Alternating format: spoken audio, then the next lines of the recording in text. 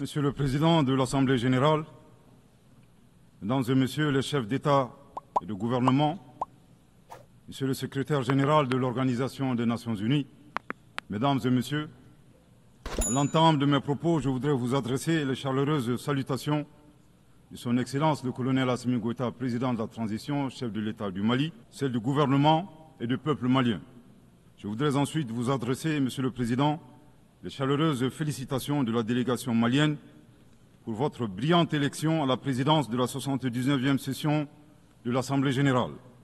Votre beau pays, le Cameroun, pays africain frère et ami, entretient d'excellentes relations avec mon pays. Vous pouvez compter sur le soutien total du Mali dans l'accomplissement réussi de votre mandat.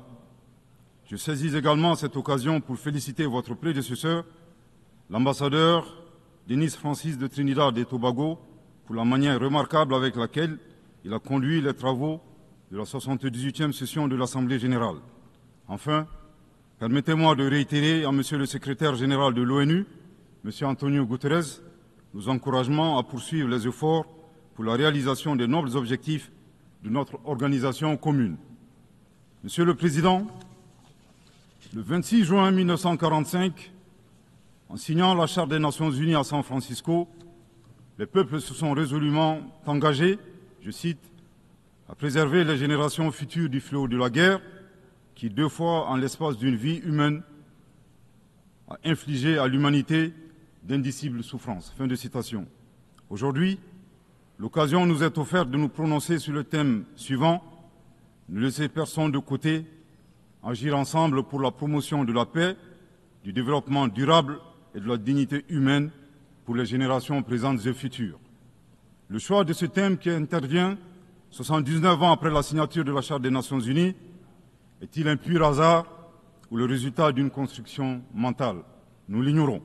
Cependant, force est de constater malheureusement que se pose encore avec forte acuité la problématique de la préservation des générations, non seulement celle du futur, mais également la nôtre. Est-ce pour autant un échec des Nations Unies? Incontestablement, une évaluation objective avec des recommandations réalistes de notre système collectif serait salvatrice pour notre devenir. Monsieur le Président, le Mali salue la pertinence de ce thème qui est d'une actualité brûlante, tant il est vrai que les tensions et les guerres en cours continuent, hélas, de menacer la paix et la sécurité internationale, le développement et les droits fondamentaux des populations. Cette remarque est celle d'un pays qui a connu depuis 2012 une crise multidimensionnelle complexe ayant entraîné la perte de plus de la moitié de son territoire et de nombreuses victimes innocentes, suite à une association à la fois incestueuse et opportuniste de groupes terroristes et de groupes armés. Monsieur le Président, le drame du Mali remonte à l'allégeance à Al-Qaïda du groupe salafiste pour la prédication et le combat, le GSPC algérien, le 11 septembre 2006, exacerbé par l'intervention militaire hasardeuse de l'OTAN en Libye en 2011. La déstabilisation de ce pays frère a aggravé les facteurs d'insécurité dans nos pays, à savoir le terrorisme, les trafics en tout genre, le blanchiment de capitaux, les conflits communautaires manipulés par les terroristes et leurs sponsors étatiques étrangers et les actions violentes d'individus isolés. Pour leur part, les autorités maliennes, après avoir fait le constat de l'échec des forces internationales présentes sur le territoire national depuis 2013, ont décidé de reprendre leur destin en main. Ainsi, depuis le 7 juin 2021, après la prestation du serment de Son Excellence le colonel Assimi Goïta comme président de la transition chef de l'État, s'est ouvert un vaste chantier d'équipement et de réorganisation des forces de défense et de sécurité associé à un projet de refondation du Mali. Les Assises nationales de la refondation, lancées en décembre 2021, ont permis aux Maliens de procéder à un diagnostic exhaustif des causes de la crise, puis d'adopter 517 recommandations pertinentes. À ce sujet, après avoir vécu une insécurité imposée par l'état de nature, le constat concernant le Mali est effarant. Violenté, humilié, pillé et torpillé, abandonné en plein vol, poignardé dans le dos, les expressions ne sont pas limitatives pour décrire la souffrance subie par le peuple et les forces de défense et de sécurité maliens. Fort de cette expérience et réalisant que le péril malien ne résultait que de l'état de nature, Son Excellence le colonel Assimi Goïta, président de la transition, chef de l'État, s'est contraint d'élaborer une vision réaliste de la géopolitique en convoquant un proverbe populaire en langue bambara, ici traduit librement et contextualisé, je cite, « La succulence de la sauce des uns dépend du pillage des bovins des autres ». Fin de citation. Thomas Hobbes, décrivant l'état de nature de manière identique, affirmait, je cite, que l'homme est un loup pour l'homme. Grâce à ce proverbe qui fait référence à la gastronomie et à la cinégétique, le chef de l'État décrit la dure réalité impitoyable des relations internationales et surtout la place de l'Afrique, dont le pillage des matières premières a servi au développement des autres et non celui des Africains dans leur grande majorité. À cette vision s'ajoute une orientation du chef de l'État qui appelle les Maliens, dans le cadre de la refondation, à redevenir eux-mêmes. En effet, le chef de l'État a procédé le 23 avril 2024 au lancement du programme national d'éducation aux valeurs, qui vise un retour aux sources sans lesquelles il serait difficile d'envisager un avenir radieux pour notre pays dans sa quête légitime de souveraineté. L'invitation à redevenir nous-mêmes ne saurait faire l'économie de la question de savoir qui nous sommes.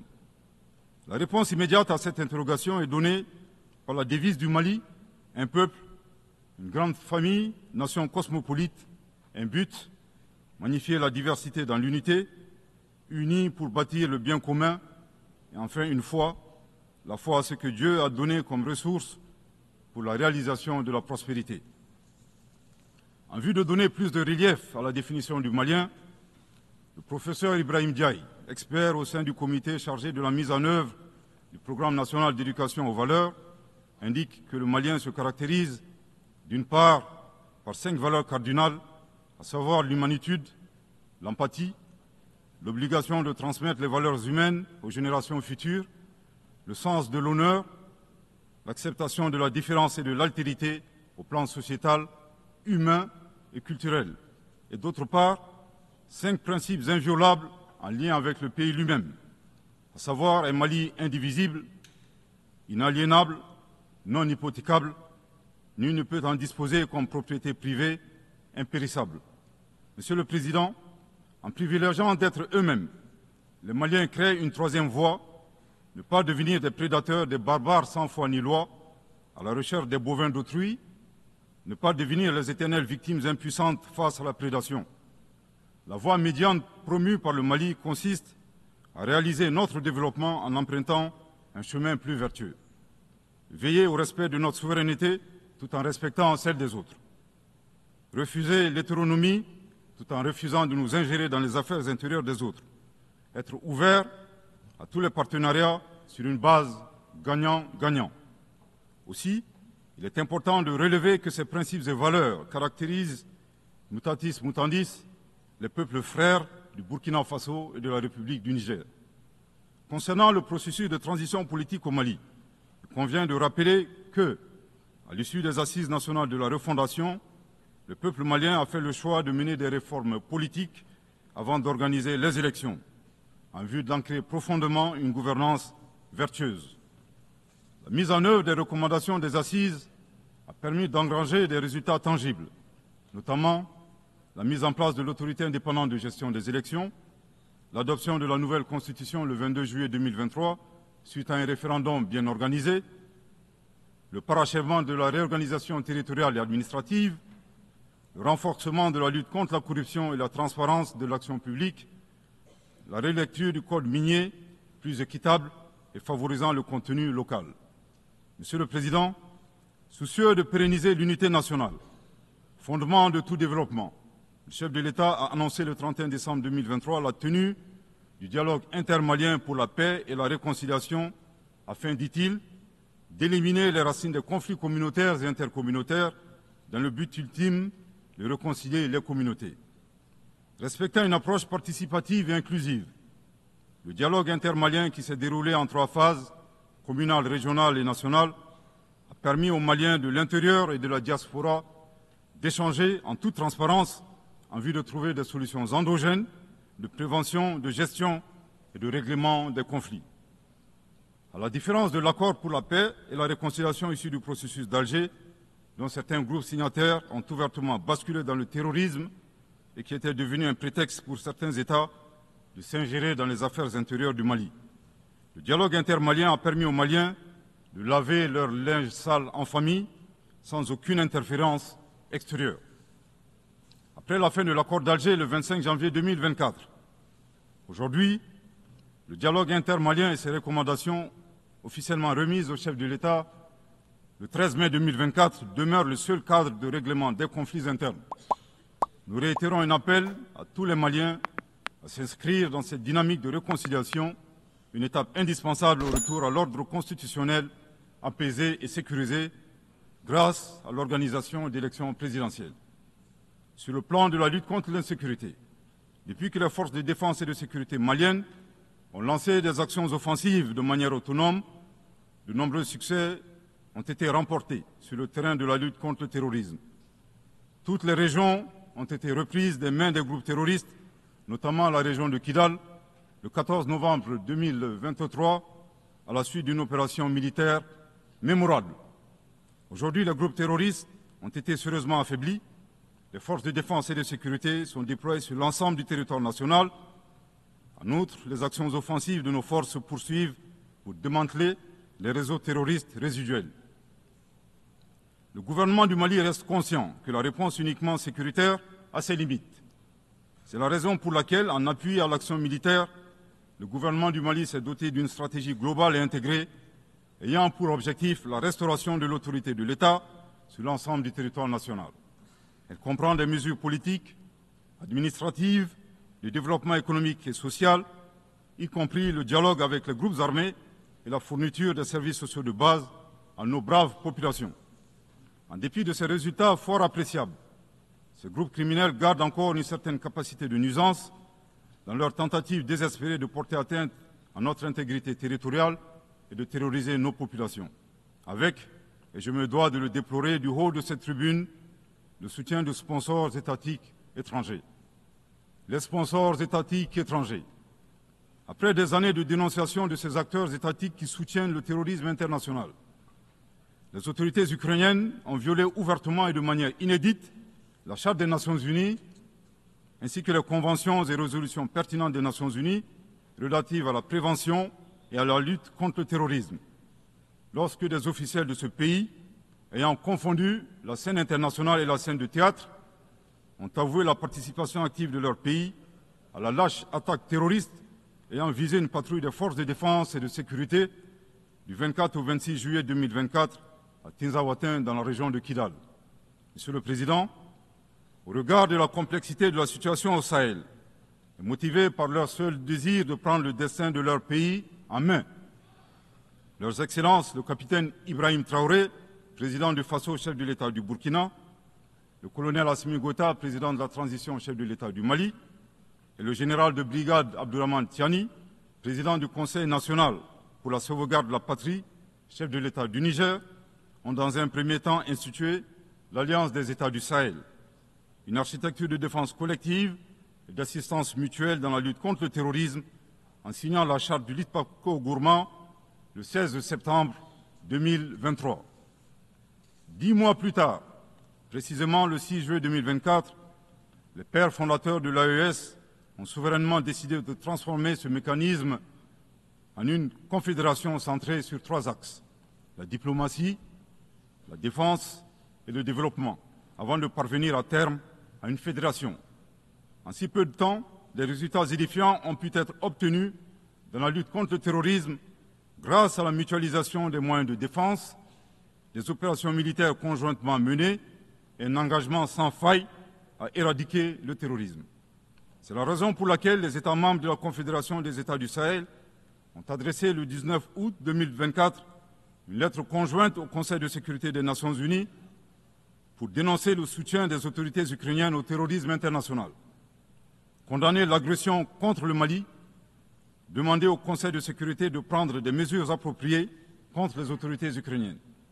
Soit dit en passant, qu'il me soit permis de rappeler que ce nouvel envoi de lettres intervient pendant que le Mali attend encore la suite réservée à une précédente lettre de saisine du Conseil de sécurité des Nations Unies en date du 15 août 2022 afin d'exposer les actes d'agression français à son encontre ainsi que leur implication dans la promotion des 3 formes de terrorisme au Sahel, à savoir le terrorisme armé, le terrorisme économique et le terrorisme médiatique.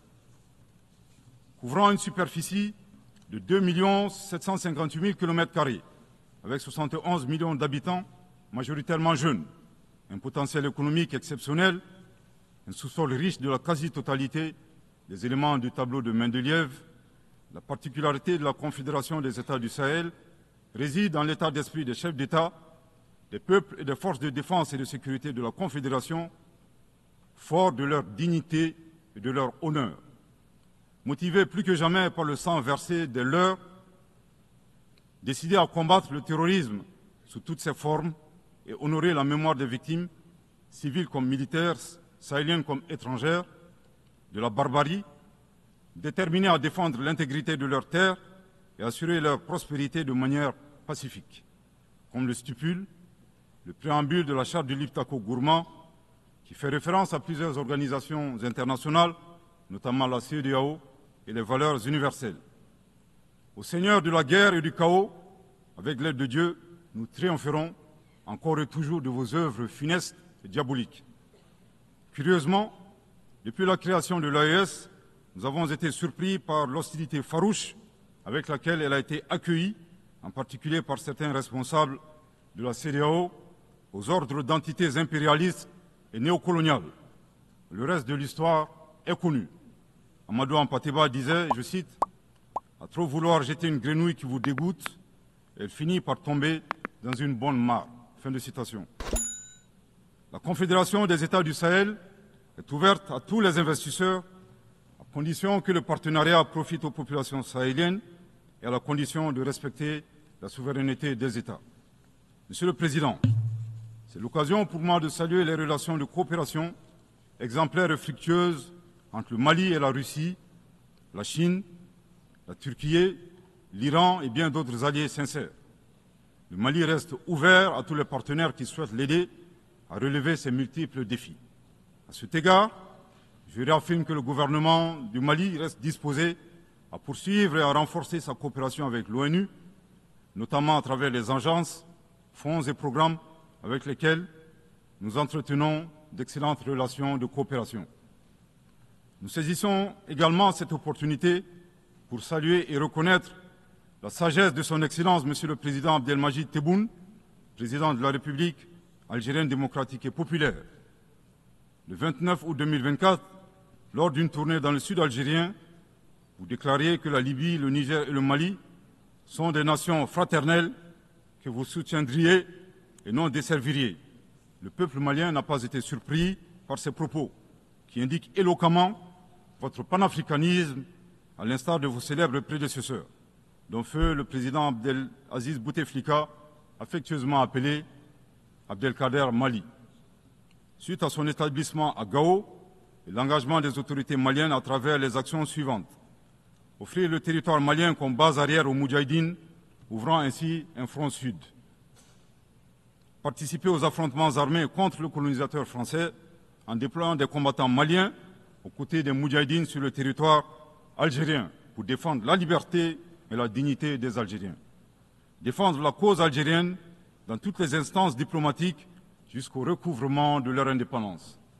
Cependant, il est de notre devoir d'appeler votre haute attention sur les propos incongrus de vos collaborateurs, allant à contresens de votre souhait de promouvoir des relations harmonieuses avec vos voisins dans le Mali.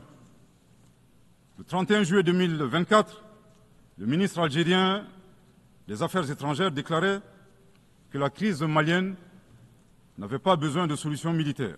C'était un conflit entre frères. La solution ne peut être que politique. Au sujet de l'accord d'Alger, il a affirmé qu'il avait été bénéfique pour le Mali et avait préservé la souveraineté et l'intégrité territoriale du Mali. S'en départir par conséquent aura un impact négatif sur tous les acquis. En outre, le 26 août 2024, votre représentant permanent auprès des Nations Unies a déclaré, je cite, « Ce matin, j'ai appris par les médias qu'un drone a effectué une frappe dans le nord du Mali, tuant une vingtaine de civils. Ceux qui appuient sur la manette de ce drone n'ont de compte à rendre à personne sur ces frappes. » Fin de citation. De l'analyse des propos du premier, nous constatons une grave ingérence dans les affaires intérieures du Mali. En effet, la nature de la solution déployée par les autorités maliennes ne concerne que les Maliens. Depuis la fin de l'accord d'Alger, le 25 janvier 2024, les Maliens n'expriment qu'un seul vœu le concernant, que son âme repose en paix. Monsieur le ministre des Affaires étrangères, l'accord est bien et belle mort, vos incantations ne serviront pas à le ressusciter. Vous me donnez l'occasion d'une part de vous réitérer que nul ne peut aimer le Mali plus que les Maliens, et d'autre part de vous rappeler que le Mali et son peuple ne seront pas des spectateurs face aux assauts et l'adversité. Pour chaque balle tirée contre nous, nous réagirons par réciprocité. Pour chaque mot employé de travers, nous réagirons par réciprocité. À bon entendeur, tant pis. Quant aux représentants permanents algériens, en plus d'offrir le gîte et le couvert, certainement avec de succulents plats de tchèque-tchouka et de chorba, à des terroristes et des renégats en débandade, son rôle d'estafette désorienté ne contribue guère à la promotion des relations de bon voisinage. De ces propos, il ressort des accusations graves et infondées. D'une part, la qualification de la nature civile des victimes à partir des médias est aventureuse et diffamatoire. Et d'autre part, en affirmant que les opérateurs de drones n'ont de compte à rendre à personne, il alimente une campagne de désinformation contre le Mali, tout en soutenant l'idée que les voyantes forces de défense et de sécurité maliennes seraient incapables de piloter des drones. Il me plaît ici de rappeler que la montée en puissance des FAMA n'est pas une vue de l'esprit, mais une réalité tangible qui a permis de reprendre le contrôle de l'ensemble du territoire national. Concernant l'usage des drones, les opérateurs sont bien des Maliens qui agissent avec professionnalisme, à l'instar du reste des forces de défense et de sécurité maliennes, et traitent les cibles terroristes suivant des procédures conformes aux normes internationales. À titre de rappel, il y a quelques années, les acteurs de l'instrumentalisation des droits de l'homme, déterminés à ternir la performance antiterroriste de l'armée nationale algérienne, ont mis en exergue la question subversive du qui tue qui. Aujourd'hui, nous sommes troublés que le représentant permanent algérien ait rejoint la tendance manipulatrice des droits de l'homme pour s'attaquer à l'armée malienne. Le Mali exige de ces deux énergumènes diplomatiques qui cessent d'entrer dans l'histoire à reculons. Manifestement, ils ignorent tout à la fois de l'histoire entre les peuples frères du Mali et de l'Algérie et la contribution exceptionnelle du Mali à la guerre de libération algérienne, et certainement de la géographie, car ils considèrent à tort le Mali comme une wilaya, c'est-à-dire une province algérienne. Je répète, le Mali exige de ces deux énergumènes diplomatiques qui cessent d'entrer dans l'histoire à reculons. Manifestement, ils ignorent tout à la fois de l'histoire entre les peuples frères du Mali et de l'Algérie et la contribution exceptionnelle du Mali à la guerre de libération algérienne et certainement de la géographie, car ils considèrent à tort le Mali comme une wilaya, c'est-à-dire une province algérienne. Je répète pour une dernière fois, le Mali exige de ces deux énergumènes diplomatiques qui cessent d'entrer dans l'histoire à reculons. Manifestement, ils ignorent tout à la fois de l'histoire entre les peuples frères du Mali et de l'Algérie et la contribution exceptionnelle du Mali à la guerre de libération algérienne et certainement de la géographie, car ils considèrent à tort le Mali comme une wilaya, c'est-à-dire une province algérienne. Monsieur le Président, sur la situation régionale et internationale, le Mali reste très attentif au développement en cours en Afrique et dans le reste du monde. Ainsi sommes-nous préoccupés par le niveau de violence au Moyen-Orient, notamment dans les territoires palestiniens occupés. Le peuple malien réaffirme son soutien au peuple palestinien frère dans sa lutte légitime pour l'autodétermination. Le gouvernement du Mali réitère son appui à la solution à deux États, Israël et la Palestine, vivant côte à côte, en paix et en sécurité, à l'intérieur de frontières sûres et internationalement reconnues. Nous condamnons sans réserve l'usage indiscriminé de la force par l'armée israélienne contre les Palestiniens. Au plan humanitaire, le Mali est préoccupé par la situation précaire des millions de réfugiés et les déplacés internes dans le monde, du fait des conflits armés, des catastrophes naturelles et des changements climatiques. J'ai en ce moment une pensée toute particulière pour mes compatriotes réfugiés dans les pays voisins, pays que je remercie pour leur hospitalité et leur générosité. Je voudrais les assurer que le gouvernement malien ne ménagera aucun effort pour continuer à les assister et pour créer les conditions leur permettant de rentrer dignement et en toute sécurité dans leur localité d'origine. Les multiples défis à la paix et à la sécurité internationale appellent à la réforme de l'architecture dédiée des Nations Unies. Dans la même veine, le Mali continue de plaider pour la réforme de la gouvernance mondiale politique, économique et financière afin de créer les conditions optimales et justes du développement de nos pays. Dans cette dynamique, le Mali continue de plaider pour la réforme des institutions financières internationales comme la Banque mondiale et le Fonds monétaire international. De même, nous saluons les modèles alternatifs et crédibles tels que les BRICS. Les changements climatiques constituent également une menace réelle pour les générations présentes et futures. Nous devons avoir le courage de sortir du dogmatisme ambiant et des jeux d'intérêts étroits concernant cette problématique. À cet égard, le temps est venu de mettre effectivement en œuvre les décisions de nos sommets et de nos COP.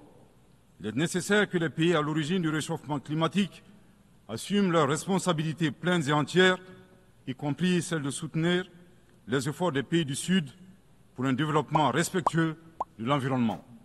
Monsieur le Président, pour terminer, je voudrais faire observer que cette 79e session de l'Assemblée générale se tient dans un contexte de défis immenses pour nos États et pour nos institutions multilatérales. La paix et la sécurité internationale n'ont jamais été autant menacées depuis les deux grandes guerres, y compris par le terrorisme international et l'extrémisme violent. Dans un tel contexte, il sera difficile d'atteindre les objectifs de développement durable à l'horizon 2030 en termes d'éducation, de santé, d'accès à l'eau potable, d'énergie et de justice. Cependant, malgré ces péripéties, le Mali reste disposé à jouer toute sa partition dans la mise en œuvre de ses engagements nationaux et internationaux, tout en gardant un certain espoir en l'avenir. Que Dieu bénisse le Mali et préserve les Maliens des forces obscurantistes et destructrices du monde. Que Dieu bénisse la Confédération des États du Sahel et préserve les populations sahéliennes des forces obscurantistes et destructrices du monde. Que Dieu bénisse l'Afrique et préserve les Africains des forces obscurantistes et destructrices du monde. Que Dieu bénisse le monde et préserve l'humanité entière des forces obscurantistes et destructrices du monde. Je vous remercie de votre très aimable attention.